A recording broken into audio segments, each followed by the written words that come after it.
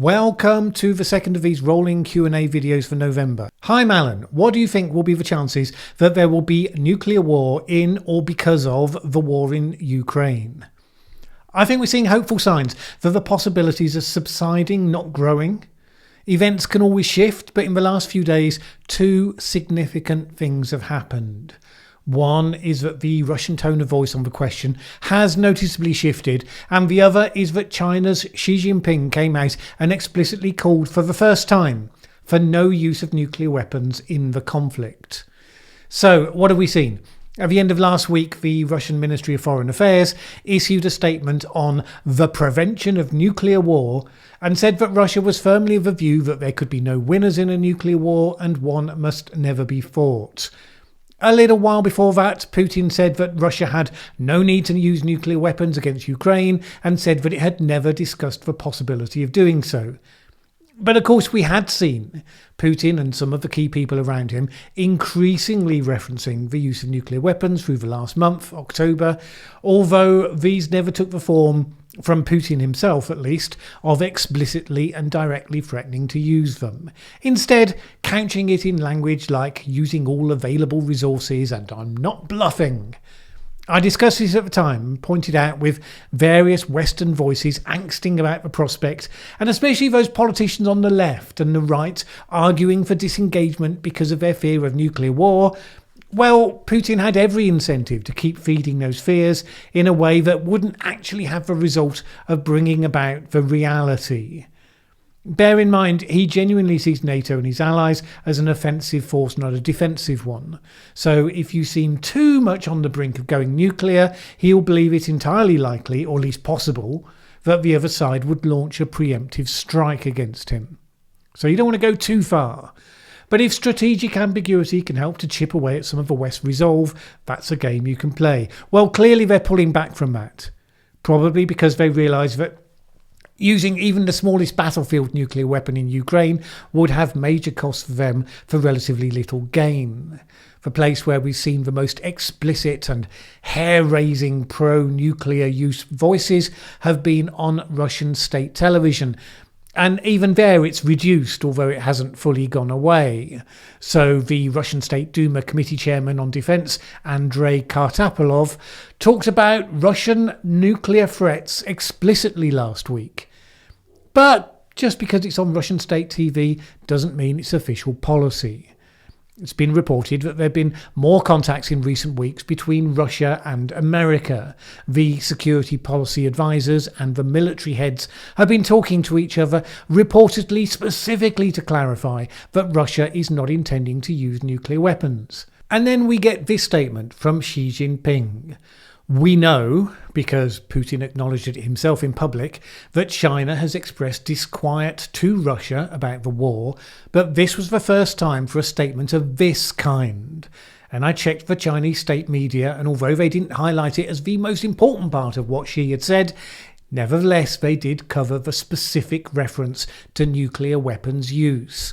So it was very much an intended, important public statement.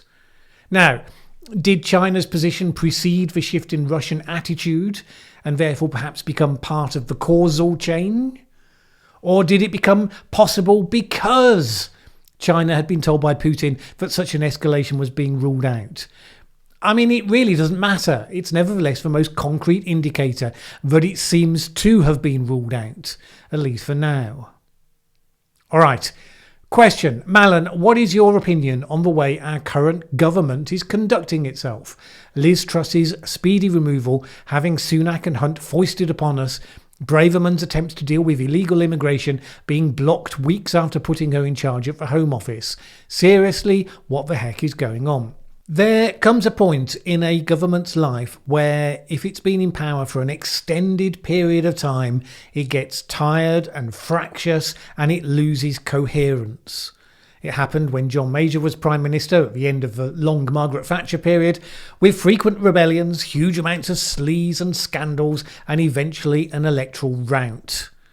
I think the key shift is that Whereas when you've been out of power for a while, you become focused on what you need to do to turn it around. Eventually, people get the message that uniting around a core message that appeals to the broadest range of people is the only way to do it. When you've been in power a long time, you get the various groups becoming self-indulgent, more extreme, more lazy, personally giving in to temptation to benefit from their power, giving favours for cash or demanding favours of people. The Conservatives are in that state, and some of them are desperately trying to reimpose the sort of disciplined centrism you generally need, but the country's already lost faith in them, so the different factions are fighting more desperately in the belief that their way is the only way to survive. You get more and more people shooting from the hip, more lurching from one position to another, and that will probably get worse, not better, if historical precedent is anything to go by. I would suggest you should see it as a process. It's about power relationships and what does or doesn't win confidence in the electorate, rather than being something that's tied to very specific policy positions, whether you support them or not. I say that because I get the sense from your question that you have that policy preference. You're tending to do what we all do to some extent, which is to view the people and the policies we agree with through a different lens to those that we don't. So, for instance, what's happening with Suella Braverman? Let's put to one side whether or not you think her policies are correct or whether you think they're hugely mistaken, or some people will go even further. Braverman has adopted a political style that is quite brash and confrontational.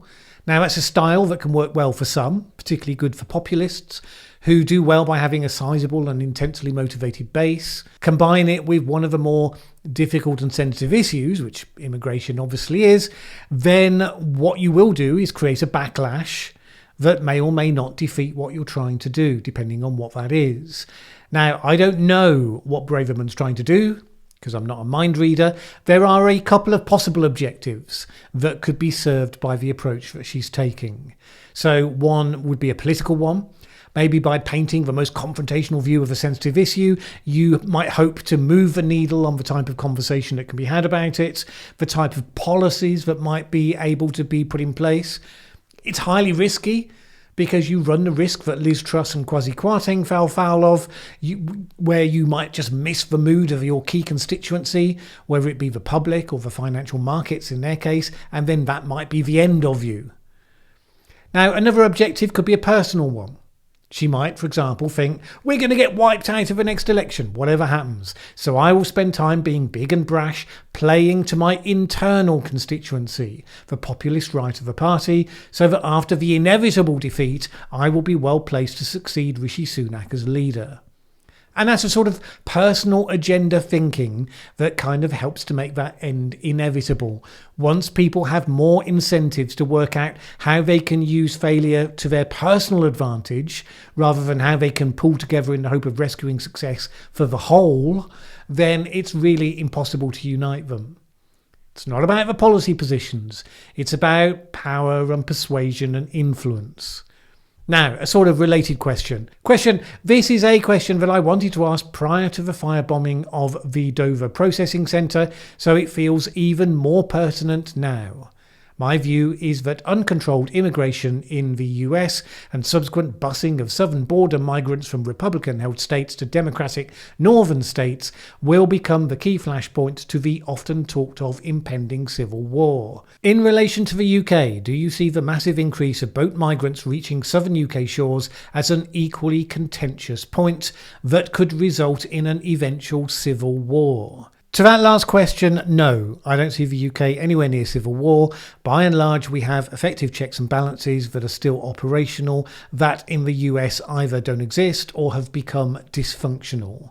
We may have a wave of dissatisfaction, we've had them before, there may be troubled times. We don't currently have anything like the collapse in faith in basic institutions that the United States has. However, there's no doubt that sizable illegal immigration is always going to be a point of high contention. Backlash to the process will prompt action to be taken, whichever party's in government, although the style and the tone of a response I expect would be rather different. And it's happened before, and it was part of what fueled Brexit.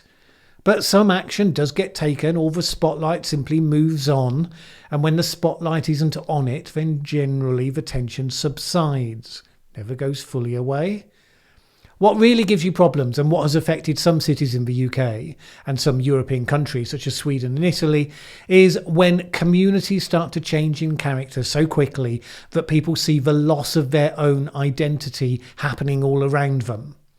Now, in theory, Brexit has given people the perspective that at least their government now gets to choose, rather than it being done to them by an outside body. How big an ongoing issue it remains depends on exactly how that plays out. By and large, the British are open, despite what America's Trevor Noah might think, not racist. But like everyone else, they value what they have. And if their personal status quo changes too fast and in ways they find alien or incomprehensible, then it creates that sense of fear and loss that can go on to breed ugly divisions. Most people who support immigration in the UK get that, and they know that it has to be a controlled and limited flow, unlike US progressives who have an ideological thing for open borders. It is good to see that the resistance around nuclear power is thawing, but it is still going to be several years before another nuclear plant is brought online. Do you think it would be better to increase natural gas production from the North Sea, allowing for longer term investments, or should they push for that investment into nuclear? I'm wondering if there are options for addressing energy costs next winter. Well, of course, since you asked that question, we've had the news that Rishi Sunak is on the verge of striking a deal with the United States for a significant supply of LNG, liquid natural gas. So to some extent, there is progress that's being made in some of that areas. But there's still the question, of course. I mean, one deal doesn't answer it. There is still this tension between short-term and long-term sources of energy. Because generally we have a bevy of non-optimal choices in front of us because of how energy security has been allowed over the last couple of decades to gradually decay. So there are no perfect answers to this. Nuclear power is going to be a key part of a net zero future. It's a long-term investment. It's expensive up front. We know that we need to bring it into production so that we don't replicate the mistakes of former politicians who couldn't be bothered with an investment that wouldn't be on stream within, well, let's be frank, within their political 5 to 10 year lifetimes. So we have to be making that investment. But yeah, the short-term problems are real. And so for the first instance, as well as this deal with the US, investment has to go up because we've underinvested in the past. And of course, it's not a great time to be having to do that. So we look at the short-term choices that would be the lowest cost for the most significant short-term benefit and hopefully long-term benefit as well, because we don't want to waste money on a short-term fix that we won't be able to use long-term. Now, on the other hand, the environmentalists and others will say that investing in North Sea fossil fuels, or indeed buying LNG from the US, I imagine, will be short-term only and all of that. But of course, even in the Committee on Climate Change Net Zero Roadmap, the country continues to rely on significant quantities of oil and gas. I mean, on a gradually reducing taper, for sure, but still needing significant quantities. So having domestic sources for those fuels seems to me to be a no-brainer, even though some hold it to be equivalent to, roasting babies on an open fire or something. The alternative view is you simply double or triple your investment in offshore wind turbines, which of course is what the environmentalists would say. The problem is that in our short-term crisis, we've reached the point where cheap wind power starts to give way to more expensive wind power, by which I mean that wind power as an intermittent source has to be supported by extensive battery storage and or the conversion of energy into green hydrogen. Those things are more expensive. They bring up the total cost of that power. It's only a certain percentage of the grid, though, that can be fueled by intermittent sources without that storage capacity before you destabilise your grid and make you vulnerable to weather events. So yes, an individual turbine is one of the cheapest units of power you can get, but it has to be useful power. And to make it so means it's no longer the cheapest. The truth is we have to do all of the things. We have to invest in energy storage capacity and hydrogen for heavy industry uses and the like. The answer to these questions, unhelpfully, is that there is no excuse for not doing any of them. I don't think we can put all the long-term investment off in a one-year short-term panic, but we certainly need to have a big push on the things that can deliver quite quickly. Realistically, a significant part of that is going to be gas and oil storage capacity, and that might as well be locally sourced. Question: what is the evidence for or against the recent protests in Iran having any legs?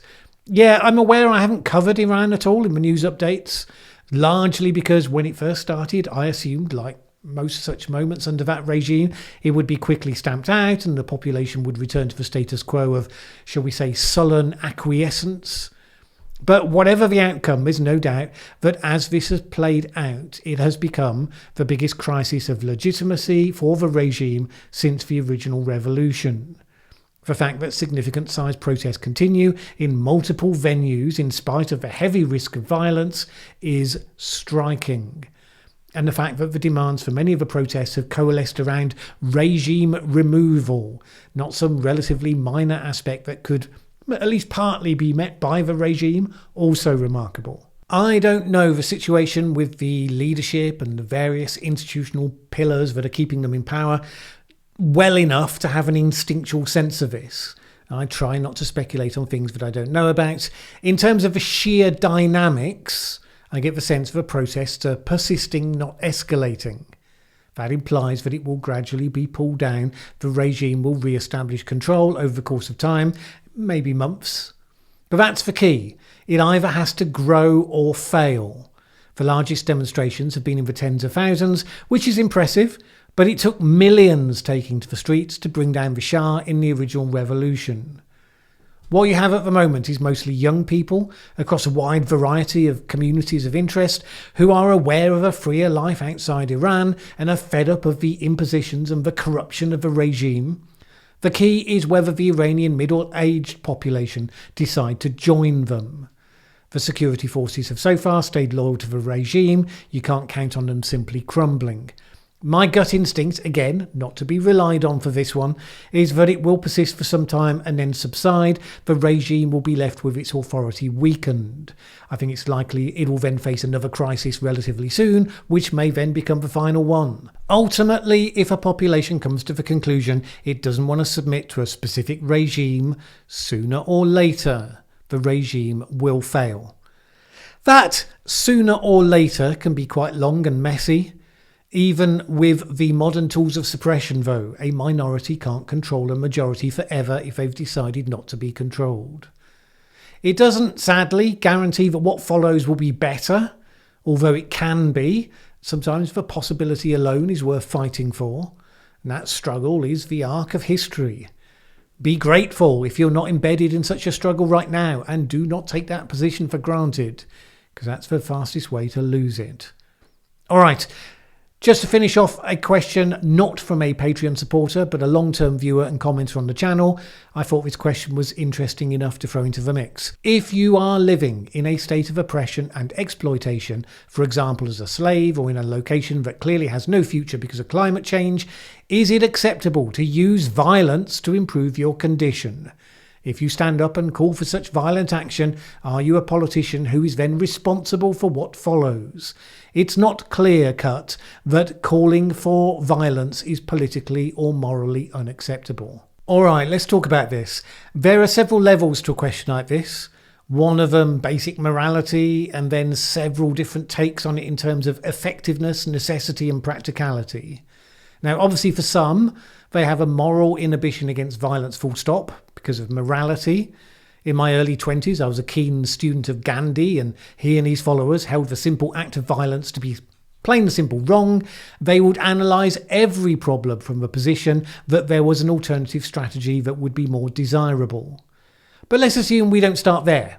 We could discuss that, but let's take the basic sort of modern moral position that, killing is wrong, except that we believe there are circumstances where it's the least worst option, in war or faced by a lethal attack. And there are scales of violence before that level. That seems to be generally how people look at it.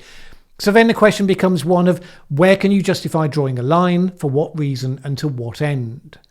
One thing to understand is that there's a false intuitive hierarchy we tend to have in our brains about the effectiveness of violence as a form of protest. So we've seen numerous change movements in the past where they commit to non-violent action, And after a few years, slow or no progress, voices inevitably get raised with the argument, well, we tried non-violence and it didn't work.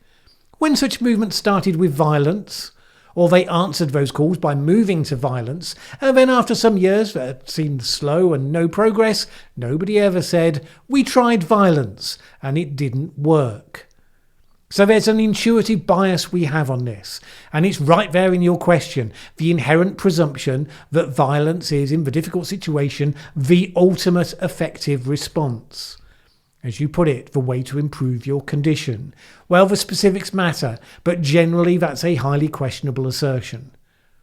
Secondly, it's worth noting that modern political activists have no sense of perspective as to how serious their situation really is. They will always dramatise it as being the worst thing ever, so if you establish a permissive principle with a trip line, they will always say they're over the line.